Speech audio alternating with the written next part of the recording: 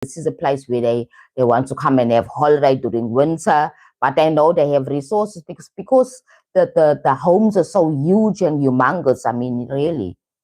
I mean, no ordinary standard South African can live like that. Go to Plettenberg. Is it Pletten Bay or Plettenberg or something in Cape Town, where most of the places owned by foreign nationals, white European foreign nationals. And those are not touched because they're not near the people that are suffering on the grassroots. The people at the bottom don't know and don't see this on top, what's going on, these elites that are also coming and taking from this country, making everything very expensive here. You don't see that part because you're only worried about your survival, what I can eat today, what I can have. Now, you're not thinking about the whole picture. You don't understand politics on a global, even a national level. South African policy is very interesting. And as a black person, I don't take any sides. As a spiritual teacher, I'm very objective. I'm not taking any sides. But I know here the cause of the problem that we're having now in Africa is division. Africa is too divided because we're too afraid of each other. Somehow there's some sort of competition or whatever. I don't know for what reason. We cannot unite like how Europeans have united nicely. And recently, I think UK moved out of the European Union. They have their own currency, the euro. And it's very new. It's not something that's been happening for a long time. But I suppose they spoke about it for a very long time and it came to an agreement. So each European country is now backed and has a stake in the European Union. Now, these are what people like Malema is trying to help establish in Africa. But that cannot be done when people don't see the bigger picture here.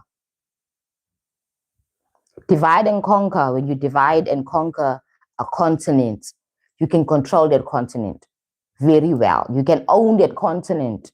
And they did it right through colonization. Colonization is supposed to have gotten finished, but it's not because they colonized your mind. They know that you operate from fear. The poorest of the poorest people in Africa operate from fear. It's about survival. I'll even sell my mother or even my soul for me to get something. It's about survival. It's very, very sad. And that's what you're seeing now playing out on social media. And it's not a whole of South Africa, sweetie pies, okay? Because a lot of South African places are very peaceful and people are living okay with foreigners, foreign nationals, both black and white. Because we learned one thing, that you need to look past people's color and culture and get to know that person. We work in companies with different people from different backgrounds, from Japan, from China. We work in companies where there's a group of people, all mixed race and everybody and everything, right? And we work just fine. But whenever there's economical squeeze or problem in the global atmosphere, then that's what happens. Remember, politics is linked to spirituality. Politics is linked to spirituality, something we need to understand that, right? So it affects us on an energetic level, every decision we make, because human beings want survival. They want to thrive. They want to have plenty. I don't want to suffer. And now we depending on the system of voting, democracy to try and help us, but now it's failing because now we're learning that our politicians are a bunch of gaslighters. They have their own businesses. Ramaphosa is a billionaire. The guy is worth over 8 billion. When we came into power for his first time as president, he was worth around 6 billion. He's a businessman. That's how he made his money, right? And we all know that businessmen also are shady as hell. But let me just continue. Right? So these are the things that we don't understand. Now you have a businessman. People were saying, oh, yeah, he's a great fit after Zuma. Zuma's era was another drama on its own. The politics in South Africa is so stupid and painful because it's driven purely on emotions. There's no logic. There's no thinking around. It's about how I feel. It's about tribalism.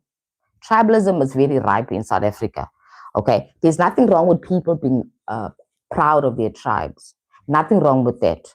But then when you're making as if your tribe is the most superior and the only important one, It has a voice in a whole country with 11 languages, 11 to 12 languages. Just say 11 languages because sign language is the last language we have as an official language here in South Africa, right? But 11 languages are all linked to all the different cultures in Southern Africa, and there's plenty.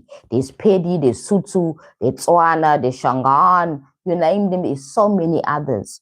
However, because of history, the Zulu kingdom or the Zulu royal family or Zulus had an arrangement and agreement with the previous government. When apartheid ended, the king was given a big masses of land in KZN, KwaZulu Natal, and now they have put it into a what they call it now. But anyway, they manage it. Okay, they manage it. Basically, and the government still gives them money every year because they're the only recognized royals in the whole of South Africa. The other, the Xhosas, all the other cultures, the royal families and royal lineages are not recognized. Mind you, Mandela was from a royal lineage. Late Papa Mandela was from a royal lineage, but they're not recognized. The only people that are recognized are the Zulus. Why so? Because of Shaka Zulu. Look at Shaka Zulu history itself. Okay, Shaka was a warrior. He was a murderer because he killed to get what he wants, basically. It's either my way or the highway. On his mother's death, so many women were killed because he felt his mother couldn't go alone. Isn't that madness?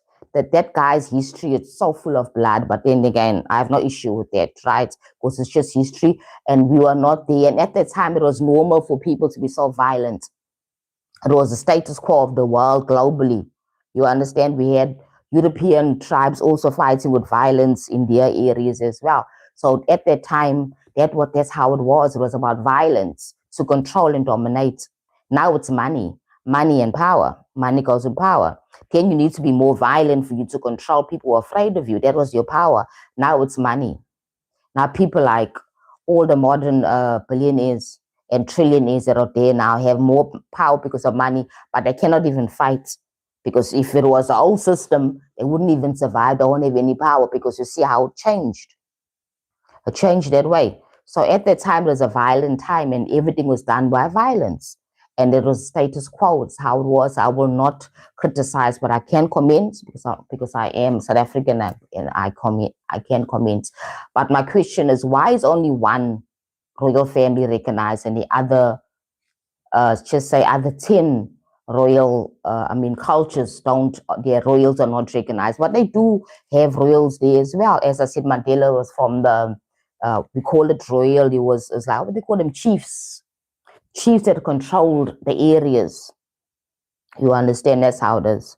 Basically, different to, like, for example, the British monarchy and stuff like that, or even the European monarchy, or even the Arab monarchy, right? There's so many monarchies here. That's all here now, but the most vocal and seen one is the British one. And in Southern Africa, they speak about the Zulu monarchy, right? South Africa is for everybody that's living within it. Go to the constitution. South African constitution is very liberal. Every single person that's living in this country, the country belongs to them according to the constitution. But there are people that are actually disputing that. So these are the things that we are playing out because of, number one, the inability to see the bigger picture.